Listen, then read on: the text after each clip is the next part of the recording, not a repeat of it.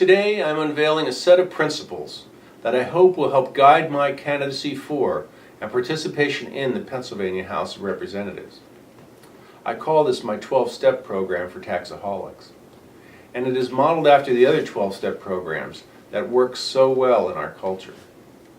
It's my view that politics and politicians have expanded the level of taxation to a point where addiction to other people's money has led to such a high level of taxation in this country that it's becoming difficult to survive as an individual. While a state representative has little power to change such deep-seated entitlements to our money, it's my view that we have to start somewhere. And I hope that others with similar views will work with me to make major changes in what seems to be our slow progress towards ever-increasing taxation. Guiding principles are important in developing a long-term strategy that is based on reality, unlike promises that tarnish when exposed to the reality of political interaction and the legislative process. This is much the same as the guiding principles used in treating other addictive behaviors, and hopefully will immunize me to their siren's call. Thank you. Ladies and gentlemen, my name is David Molony, and I'm running for state representative in the 133rd District of the state of Pennsylvania. Today I'm going to talk about my 12-step program for Taxaholics. The first step is to admit that there is a problem. This is always the first part of rehabilitation. It's about politicians of all stripes and their codependents who rely on politicians' large S with our money. It isn't their fault. It's always been done that way. Number two, look through current state laws and regulations and develop a nonpartisan commission that finds the earmarks that were added on to enhance the livelihood of particular groups and not the people of the state as a whole, and eliminate them. 3. Acknowledge an understanding of the source of government revenue. The taxpayers and people who use services and pay fees and secondary taxes until it seems that 70% of our income is spent on our government. 4.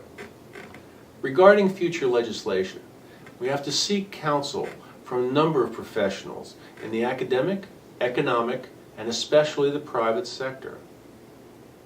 Find out how other things are affected before legislating them, and see the results of time before enacting something into stone. Sunset all legislation to see how it affects us before making it permanent. 5. Spend time focused on the written word and its intentions.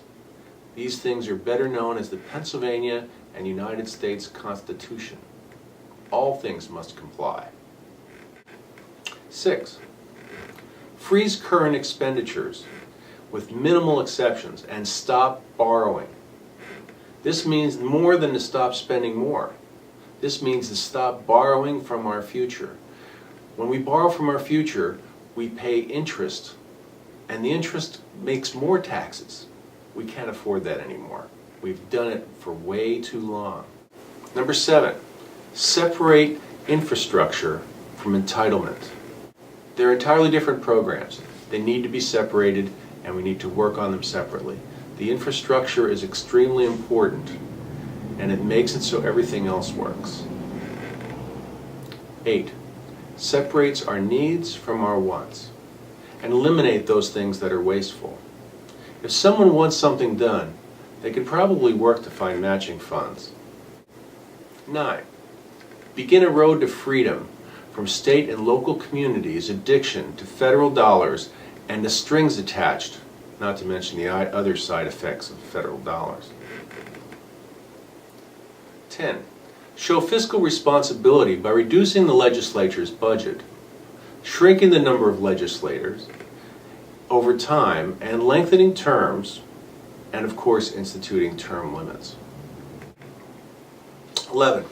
Equalize legislator and state employee benefits, pensions, and salaries to those in the private sector. And 12. Always remember to spend less than you take in. If you don't have it, don't spend it. The rest of us in the world are following these ideas, and I think it's about time the government did. Thank you for your time.